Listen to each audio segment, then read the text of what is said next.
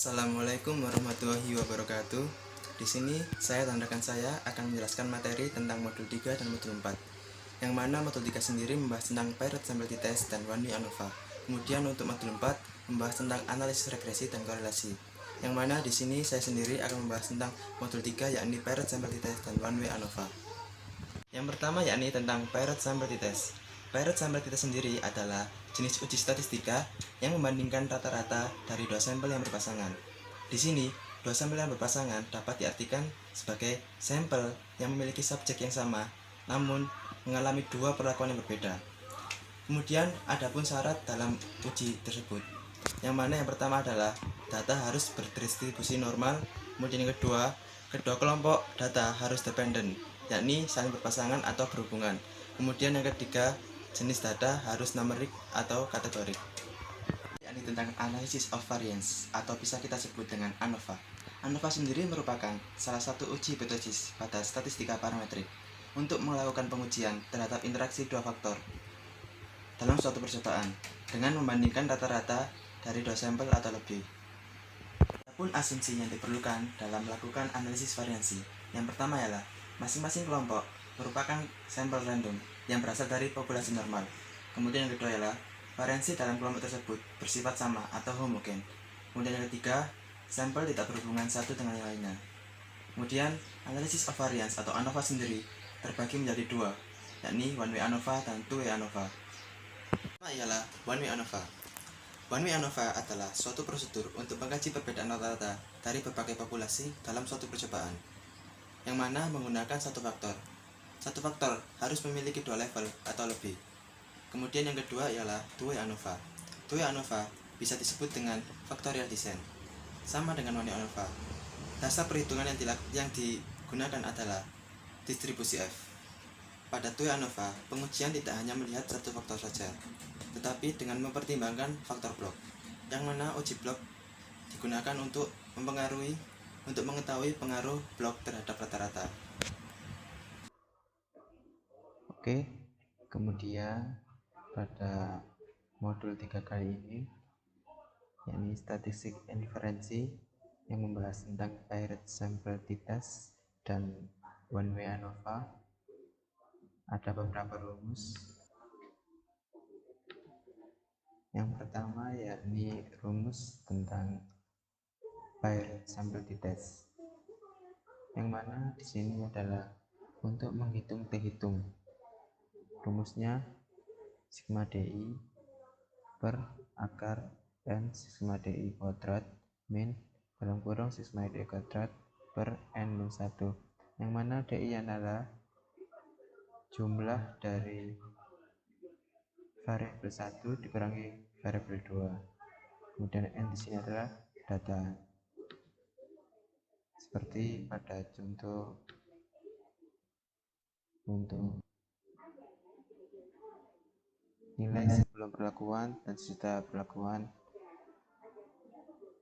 untuk ujian global, yang mana di sini kita dapat DI adalah nilainya min 396 dan datanya ada 17. Tinggal kita masukkan dalam T-hitung dan didapatkan hasilnya min 16,18. Kemudian kita coba hitung dengan Minitab. Ini caranya, kita masukkan dulu datanya dan klik stat statistik Pirate T sampel 1 isi dengan sebelum, yakni variabel 1, sampel 2 isi dengan sesudah. Kemudian pastikan confidence levelnya adalah 95. Oke, klik, kita lihat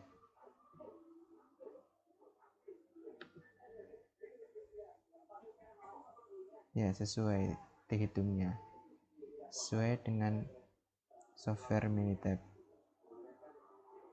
Kemudian yang kedua adalah rumus tentang ANOVA, yakni mencari F hitung, yang mana F di sini adalah variance antar kelompok dibagi variance dalam kelompok.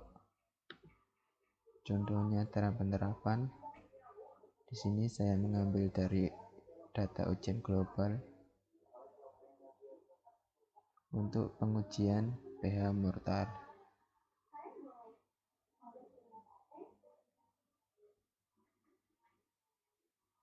Sini bisa kita lihat F hitung sama dengan antar kelompok bagi dalam kelompok, dan antar kelompok sama dalam kelompok tersebut terlebih dahulu dicari, yang mana antar kelompok adalah A dan dalam kelompok D. Kita terlebih dahulu mencari AY dan DY. Di sini tertera rumusnya. RY, masukkan sigma jumlah dari variabel 1, 2, 3 dan seterusnya. Kemudian AY sendiri sigma kuadrat dibagi dengan jumlah variabelnya. Kemudian mencari sigma Y kuadrat, jumlah kuadrat dari variabel 1, variabel 2, variabel 3 dan seterusnya. DY sama dengan sigma Y kuadrat min RY min AY. Sini didapat AY-nya 0,13,227, DY-nya 0,19467. Kita masukkan dalam rumus. Bisa kita lihat hasilnya di sini 16,72. Kita sesuaikan dengan Minitab. Kita masukkan dulu datanya, kemudian klik data, stack kolom, terlebih dahulu isi variabelnya, kemudian klik kolom of during worksheet.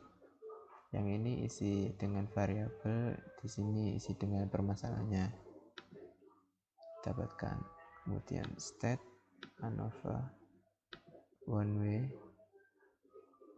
Kita terlebih dahulu klik ini, kemudian masukkan variabel-variabelnya, pastikan confidence levelnya 95.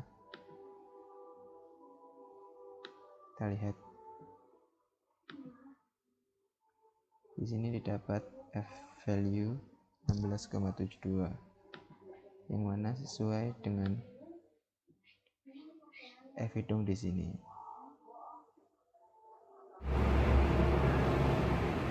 Kali ini saya akan menjelaskan modul 4, yaitu analisis regresi dan analisis korelasi. Tujuan dari analisis regresi dan analisis korelasi ini ialah yang pertama, yaitu menentukan ada atau tidaknya hubungan antar dua variabel dalam suatu data pengamatan. Dan yang kedua ialah untuk menentukan hubungan antara variabel independen dan dependen apakah positif atau negatif, dan menentukan besarnya hubungan tersebut apakah mengalami kenaikan atau mengalami penurunan. Yang pertama, saya akan menjelaskan analisis regresi terlebih dahulu. Regresi ialah suatu merupakan alat ukur yang digunakan untuk mengukur ada atau tidaknya hubungan dalam dua variabel pada suatu data pengamatan. Sebelum melakukan uji hipotesis pada analisis regresi, sebaiknya dilakukan uji validasi data terlebih dahulu. Uji validasi data tersebut ini digunakan untuk menginformasikan kepada pengguna secara jelas dan efisien melalui tabel atau grafik. Analisis regresi ini kegunaannya ialah yang pertama, untuk menentukan hubungan linier antara dua variabel, yaitu variabel bebas yang disebut dengan X dan variabel terikat yang disebut dengan Y. Dan yang kedua ialah menentukan seberapa besar pengaruh variabel bebas terhadap variabel terikat. Dan yang ketiga ialah untuk dapat digunakan untuk menentukan prediksi nilai terhadap suatu variabel dalam variabel lain.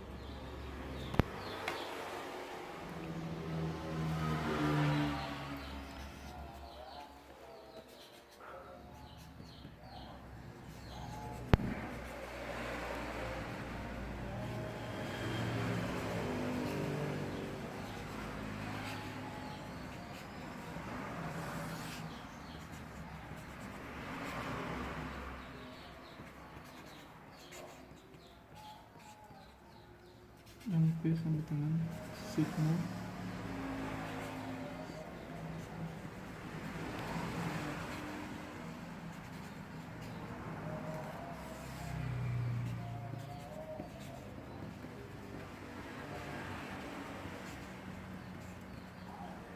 Dan yang Y ini ialah A plus BX.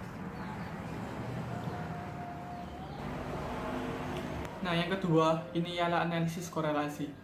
Analisis korelasi merupakan suatu analisis yang digunakan untuk mengetahui keeratan hubungan antar dua variabel dan juga untuk menentukan arah hubungan tersebut. Kegunaan analisis korelasi ini yang pertama ialah digunakan untuk mempelajari keeratan hubungan antara dua variabel kuantitatif berdasarkan angkanya, bukan tandanya. Yang kedua ialah digunakan untuk mempelajari hubungan antara dua variabel ini banding lurus, positif, atau berbanding terbalik negatif. Yang ketiga, datanya min 1 sampai 1. Dan yang keempat, tidak dapat menyatakan kausalitas atau sebab akibat. Dan ini untuk rumus analisis korelasinya. R menyatakan analisis korelasi.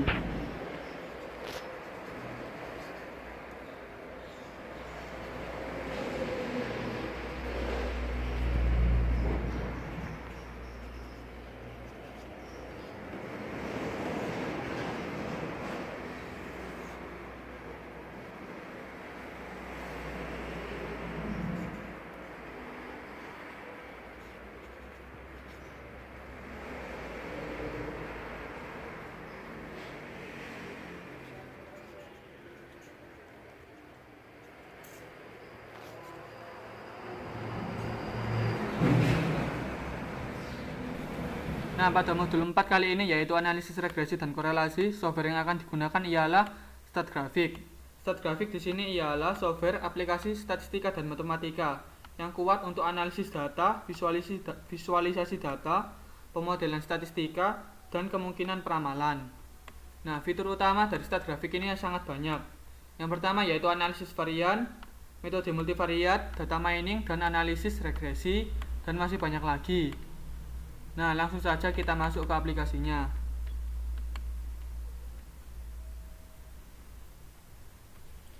Ini saya sudah menyiapkan data saya dari jurnal agar mempercepat videonya.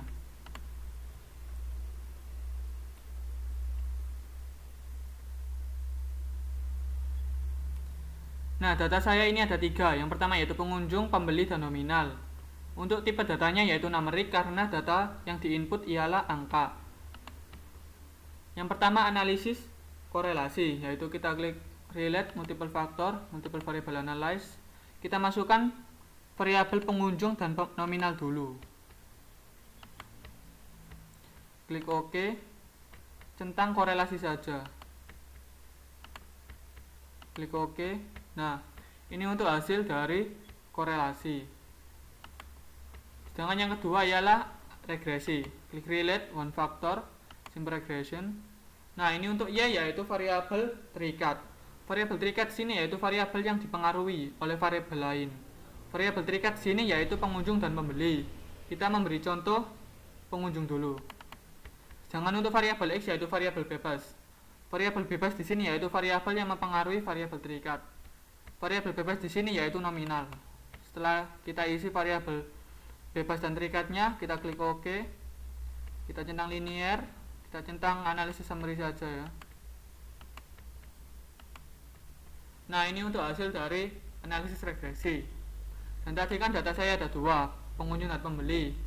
Sudah dilakukan dengan step yang tadi, cuma tinggal diganti datanya saja. Sekian presentasi dari saya, kurang lebihnya mohon maaf. Assalamualaikum warahmatullahi wabarakatuh.